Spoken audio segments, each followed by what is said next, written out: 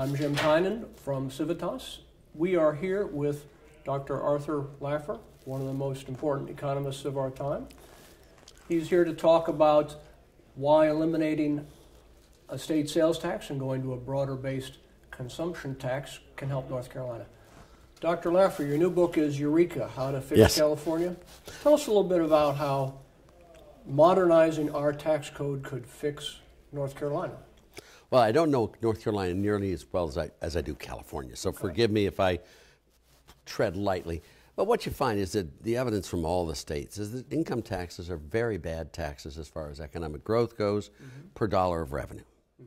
Now, what happens is when you put in an income tax the first time, the revenues come in nicely, and then the adjustments start happening, and then you impoverish the state, and then it's very hard to get rid of it, because if you get rid of it, you've already impoverished it, and therefore it's very tough, because then you lose a lot of revenue in the process. So what you'll have to really do is be very careful on how you extricate yourself from getting rid of the income tax, and that's not easy, but it's doable, and it's really a worthwhile goal. The reason the income tax is so harmful is because it discourages people from making income, investing, working, risking, all that stuff. Exactly. Right? And it causes them also to be tax cheats.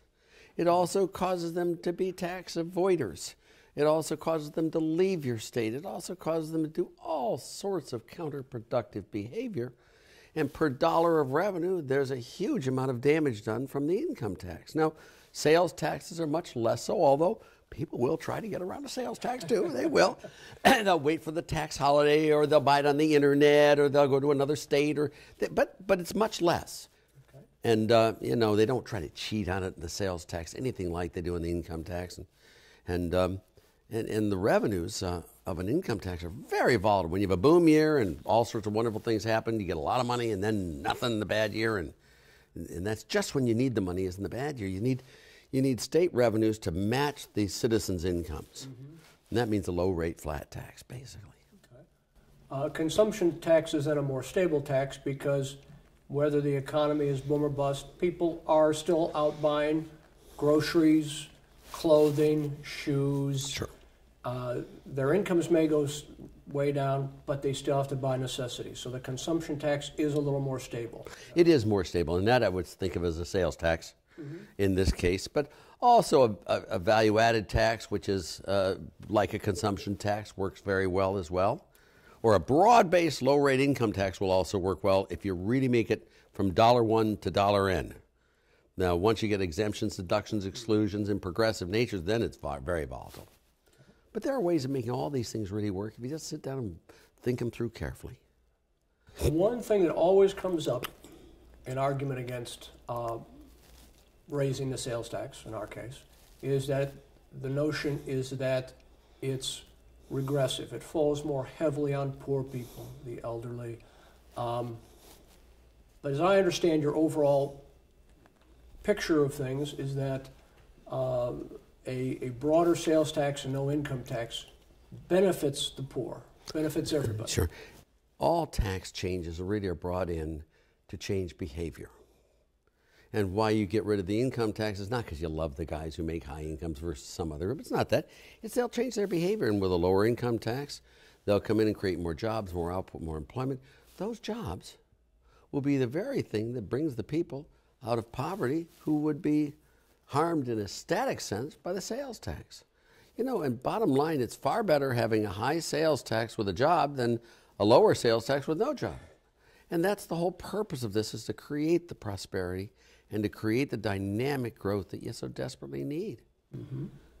And I suppose also rich people they're paying their sales tax when they're buying their yachts and their limousines and so forth. Sure, and they might not even be doing that. A low tax rates, but generally don't even do that. They try to invest more to make more later, and that the dynamic of this is very good.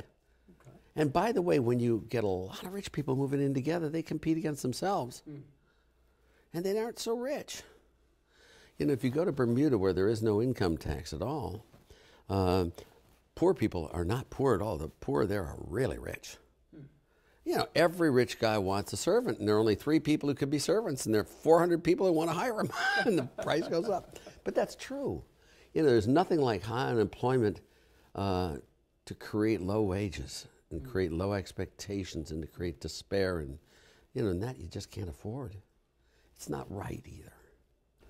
I think that's very important. And here in your talk today, you point out in many ways how tax policies that encourage growth and prosperity are the fairest and in many ways perhaps the most moral taxes because they spread wealth and give people. They sure do. And just remember that the income tax, the only way a poor person can ever become rich is by earning income. And the income tax is a barrier to that person earning the income to become rich. Rich people have all these dodges and all these places, their art, their country, all that stuff. You're never going to get them with an income tax. That's not what they do. They have wealth. I try to tell the story of Warren Buffett today just for that reason alone. Is that, those rich people who try to exclude all the poor people from ever joining their country clubs love income taxes. And the income tax is a way to block poor people from ever becoming wealthy.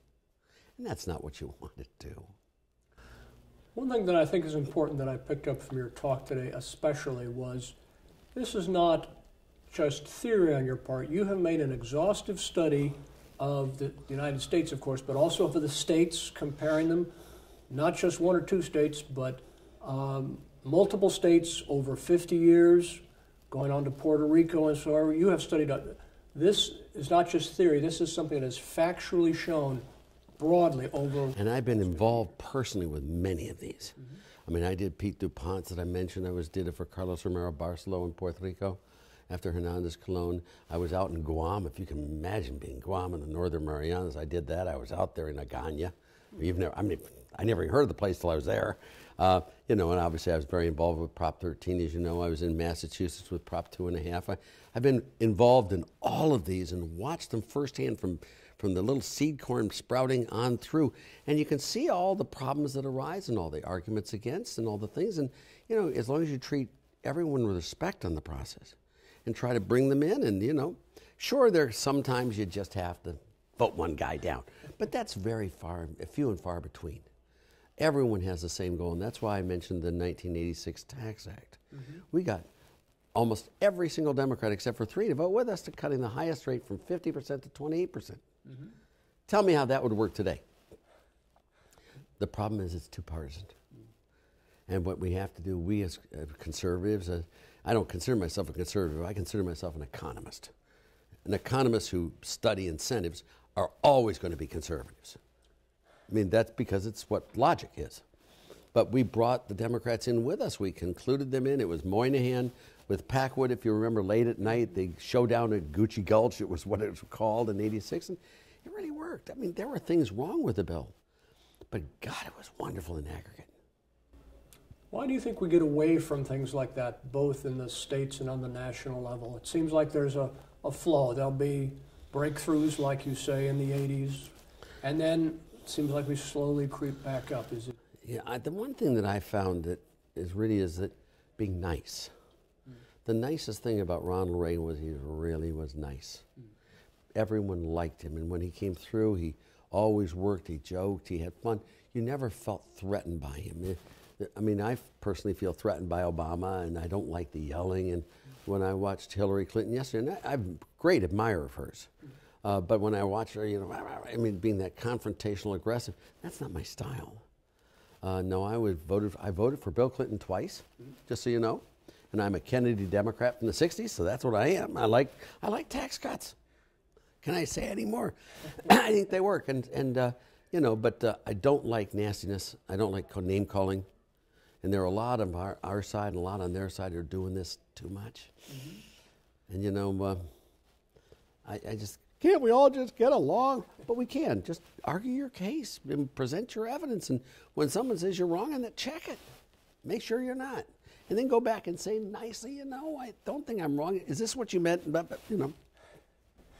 Do you think that awareness of the facts that you've discussed here is spreading? Because we see here in North Carolina, move to eliminate the income tax. Louisiana, the same. As you mentioned, other states, including Kansas, are thinking of it. Yeah. Do you think there's a greater awareness of the fact that cutting income taxes, getting the right incentives, really is a fairer, better... Oh, I think there are clearly a bunch of states that believe that. I think Ohio does, I think Indiana does, and Wisconsin does, Michigan does, obviously Kansas, Missouri, Florida, Texas. Rick Perry's just great. You guys here are the miraculous wonder of the planet. I just love it. So there are a lot, but then there are a lot going the other way that are not. Duval Patrick's clearly not seeing the light. Mark Dayton clearly is not. Jerry Brown saw the light and now doesn't see it. He's the opposite of the Luke the Drifter. You're not a country music fan. No. Well, Hank Williams Sr. Had a fake name that he used singing called Luke the Drifter, and one of his famous songs was "I Saw the Light," and like the blind man who God gave back his sight, I saw the light. Well, this is the other way around. Jerry Brown lost his sight. He lost his mission, lost his dream. I mean, but that happens. Hopefully we in North Carolina will tune into that vision and will be able to make some progress on getting rational, productive incentives like you've mentioned. I think we've gotten a pretty good picture. Is there anything else you'd like to add, just to sum up the vision of why cutting income taxes, broadening the consumption taxes, bringing down to a flat tax is the way to go? Yeah, I mean, it is the way to go, and that's the objective evidence. What you want to make sure to do when people are in the legislature or governors or administrators is, they signed on to this job, and the job is to serve the people. You must do what you believe to be best for the people, not knock the other guy. And you have a real serious mission in life that can't be shirked away by some one-liner or something like that. Because, you chose to be here and serve the people. And if you damn well don't do it, you don't deserve to be here. And, you should think always about the final objective is how do I make these people of mine who trusted me so much prosperous? How can I provide them with a better chance to raise their kids and to provide their kids with the things they never had or, should have? And how do you make things work better? And there are a lot of areas to argue and discuss and have that stuff. And there is a role for government, and there's a very serious role for government. There are areas where it's not clean which way it'd be, but the ones I'm talking about here, the broad-based, I don't see anyone with the counter evidence at all. And you've seen all the debates I've done with the people from ITEP and all that, and I've got them taped, and then I've written them up, and there they are. Go for it. They never talk about these other things. They just call me a right-winger. That's fine. If that's the level of their counter thrust, that's fine for me. I take their arguments very seriously. I mean, one of the ones that I didn't mention today, but anytime you use income per capita, you make a mistake.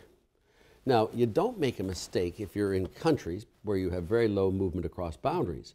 But when you have movement across boundaries, and the 11 states, remember the 11 states that I showed the 5 years before and the last year? 6 of those 11 states declined further in gross state product than they did in population. And 5 of those states declined further in population than they did in gross state product. So some states, when you raise taxes, more people will leave and there'll be higher incomes, and so they'll lower income more, and you'll have a reduction in personal income per capita. Or other states, you get the low income people leaving, and actually West Virginia's growth in income per capita is one of the highest in the nation.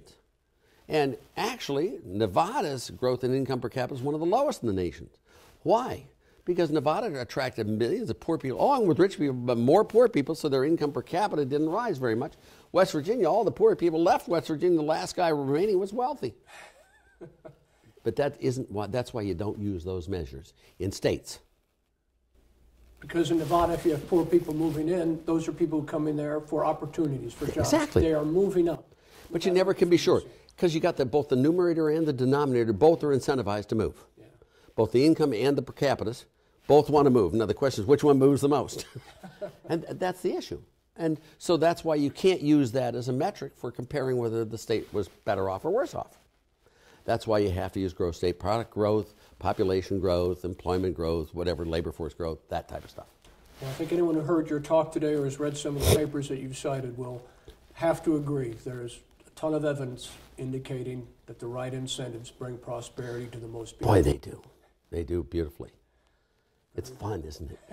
It is. And it's so nice becoming rich.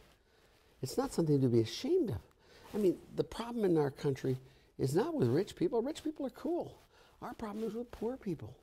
Poor people are desperate and despair. They've got all sorts of bad things happening to them. So the dream has never been to make the rich poor. The dream has always been to make the poor rich. Raise these people out of their poverty into wealth. And the problem is never people have too much privilege. The problem is there's not enough privilege. Spread it around. Get more privilege. Don't get less privilege. Everybody should be able to go to a prep school. Not you should take away prep schools from those who have it. You follow me? I do. It's really hard understanding balancing up rather than balancing down. And all I hear in the politics today are people balancing down. And how ashamed you should be for being rich. No. And I'm not ashamed that my parents were rich, or my grandparents were rich, or my great-grandparents were rich.